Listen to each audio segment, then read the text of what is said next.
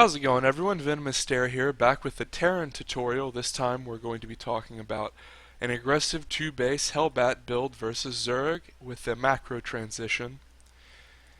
And we're going to be talking about Frost because it's the best map in the pool. It's one of my favorites.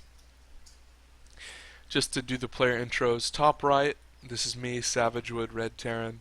Bottom left, my opponent doing double gas trick into expand is Hash Plant. So I'm just going to give you a brief overview of the beginning of the build because I don't need to talk about the beginning in detail. Command center first, barracks and supply depot on the slow ground, double gas in main, and then we're going to go fast to factory. So now let's talk about Frost as I go CC first. So basically there's three positions you can spawn in on Frost, Terran versus Zerg, which is what we're focusing on today. And let's take everything from Terran perspective. So we're top right. Ideally, our Zerg opponent will spawn top left. They'll have their main here, their natural here, and they'll probably take their third here. Even if they scout us, they'll probably take their third here. This is excellent for us because if we take our third here, the rush distance between our third and their third is absurdly short and advantageous for us because of this cliff. These are very, very good positions for Terran because as Terran, the closer you are to Zerg, the closer you can strike out at them. And as Zerg, you always have to choose between making drones or attacking units. So as Terran, whenever we can limit Zerg's ability to make drones, that's very advantageous. And when you spawn on these close horizontal positions, it's very, very strong for Terran, but we're not. Now let me talk about the second best positions for Terran. These vertical close positions, which you can see I'm probably going to take my third here, my opponent takes his third here. Now these positions are still decent. The air rush distance is pretty dang short, but you're really not very close to your opponent's third, and it's kind of hard to figure out when they're going to take it sometimes. Although you can take your third here, but then you don't really have a very good defensive position. Like here you can wall in with a couple buildings. So these vertical positions, I'm not a huge fan of these, and if we look, nothing is going on as I talk about the maps. He's making drones, I'm making my factory and a reactor, and I'm going to wall in with my second factory. Alternatively, you could wall in with two depots, build your factory, one up here, but you're going to have to swap for the add-on, so this is why I do it this way, to make the add-on nonsense as easy to deal with as possible. So finally, let's talk about the final positions, which is cross positions. Very long distance. Hey, calm down. Very long rush distance to deal with. As Terran, this is bad. We want to always be able to push at Zerg's front door immediately and scare them, make them make a bunch of units, have them make units too late and do damage with the push. So as Terran, these long rush distance is bad because any good Zerg is going to have some scouting, maybe a Ling out here, maybe an Overlord. They're going to be aware of when you push them. Oftentimes there's places where you can hide your Overlord on a high ground, maybe up here on a lot of maps, but regardless, we can see that I'm going to try to swap my second factory as soon as my reactor finishes, and I'm pretty garbage, so I got supply blocked here for a bit. But you can see I started making the depots before the supply block kicked in, so it won't be game-endingly bad. Standard stuff from the Zerg. He's just taking one gas. He's making lots of drones. Unfortunately for us, he has these three defensive queens, and he already has a third. So this is pretty much the worst thing that could have happened, other than some sort of bizarre roach opening. The Zerg is kind of blocked right now. He wants to be making mass drones, so I've completely prevented him from doing that, and he can kind of deduce he shouldn't be making Lings. He does not want to be making Lings right now. He wants to be making drones as he starts lots of tech buildings. So Roachhorn, his Baneling Nest, double Evo. And I want to kill Creep. I don't want him to start getting Creep out to his third, so I sacrifice a Hellion to kill a Creep tumor. Now with Zerg, this looks like standard Hellion pressure. Not just normal, not two facts. Notice my armory has completed as well. This means that I can change into hellbats. So if we go to my opponent's vision, I move to where he can't see me, and then I go to hellbats. Now this is a bit of an oh shit moment. His Roach Warren has just completed, but he's elected to make Zerglings, not fully comprehending what he was attacking. Notice I've made a couple Hellions stay as Hellions, so we have the vertical shot. This prevents him from moving in with impunity with certain large clumps of light units. So I also tanked forward with the Hellbats, and this is a little bit of bad micro. I should have spread better here. Pretty awful micro actually.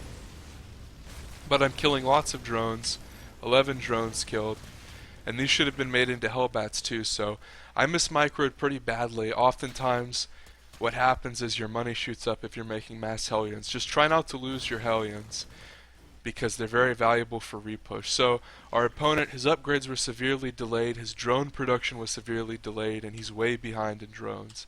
He has 23 drones. He does have a third though. What am I doing in response? I'm just going bio, double upgrades. Now I know he's probably going to make Roach, so I don't want to continue to make mass Hellbat. At some point I'm either going to have to go into Widow Mines, or swap or lift these factories and either float them, use them to make add-ons, or go into a different tech structure. But the point is, I need to demonize their add-ons at some point for a different structure.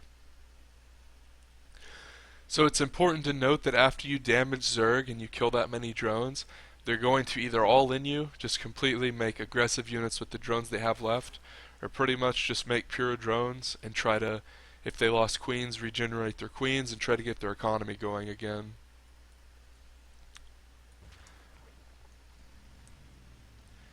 My opponent is making queens. He's trying to get necessary upgrades with the gas that he had while making drones. And if we go to units, he's about to pull back even in drones.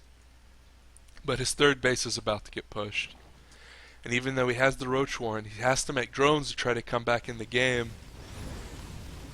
And notice what I've done. I have 3 Hellbats, which actually do good damage to buildings. I have a mine buried, and I have 2 Hellions, normal Hellions. This is a very difficult unit composition to engage with Baneling Ling.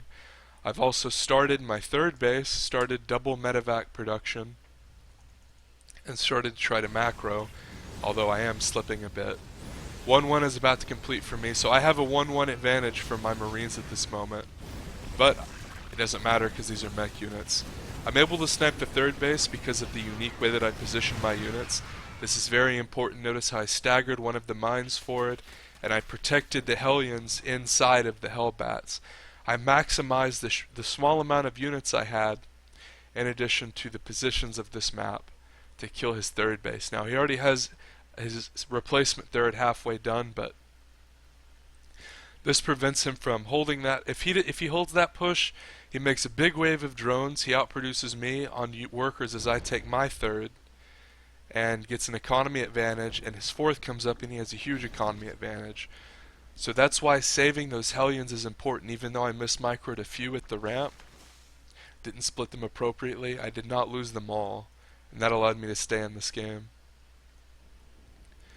Continuing to make units at home, I've lifted my 2 factories and gone into double tech lab. Now off of 2 bases, I'm not going to be able to produce 2 factory tank like I want to, but I have the capability to go into 2 tanks at one time if I want, which is really valuable. Because if my opponent goes into a huge roach army, a big scary roach army, big swell of roaches, which you can do with not very much money, I'll be able to make 2 tanks at once. If I just had 1 factory, I would be able to make 1 tank in response, but it's not really enough for lots of roaches. This also synergizes well with the fact that I got an early attack upgrade from my ground mech units. Also, whenever my third base becomes established, I can afford the 2 factories.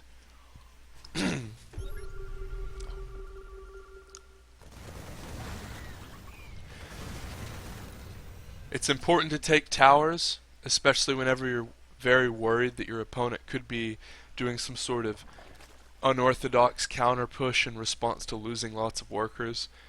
Notice how I had Marines and Hellbats, so he would have had to commit more than just Lings to stop that tower. Also, I set up this drop and do a counter push on bottom side. It was not appropriately microed. I think there was a hotkey error, but this should have gone down and checked for a third. So at this point, I see how many roaches my opponent has, and judging by the information of playing this game,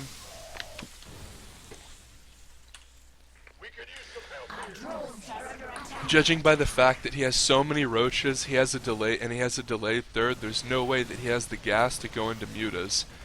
So that means he doesn't have any units other than queens that can shoot up. So I can just continuously drop him with impunity. I've saved one drop over here, I've saved some of one drop over here, and sniped one creep tumor. That's very important also whenever you're playing these scrappy games, is to snipe creep tumors. Because your opponent is scrapping together money, they're trying to replenish the drones that you've killed. They don't want to spend money replenishing queens to spread creep. And if we look at our opponent this game, he only has one active creep tumor. And if we go to units, he only has 3 queens. And they're at his active hatcheries injecting. So back in my camp, I've established a little bit of a building wall, a turret on this high ground. Tank support at this third because I can deduce that he's probably going to attack it, especially considering my other units are rallied out here in front of my natural.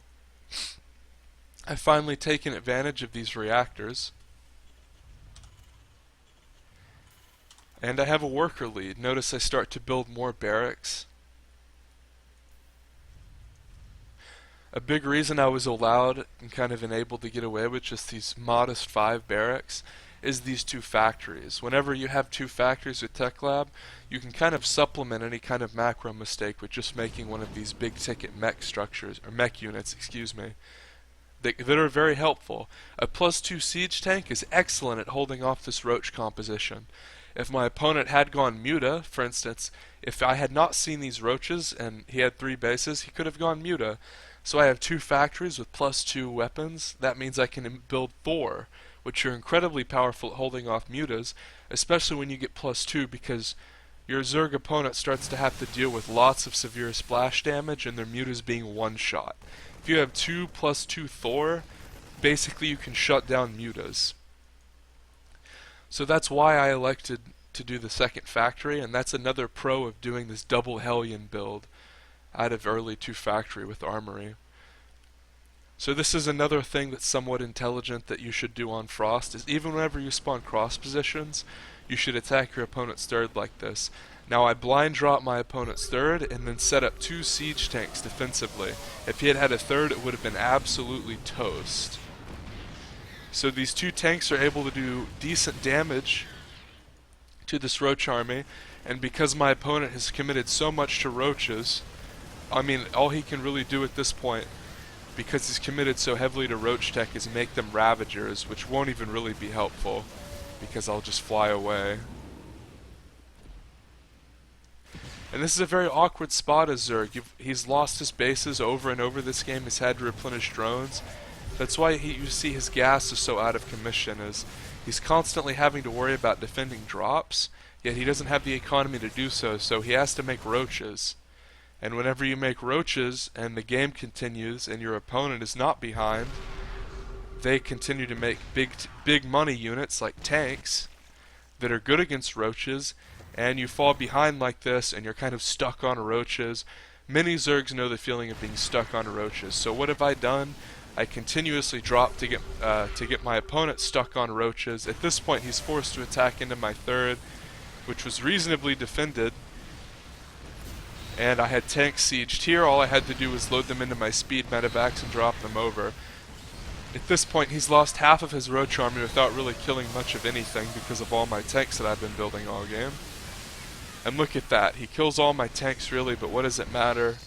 And there's just absolute mayhem in my opponent's base. Important structures dead, workers dead. So this was my double Hellion build into nice little 2 factory play.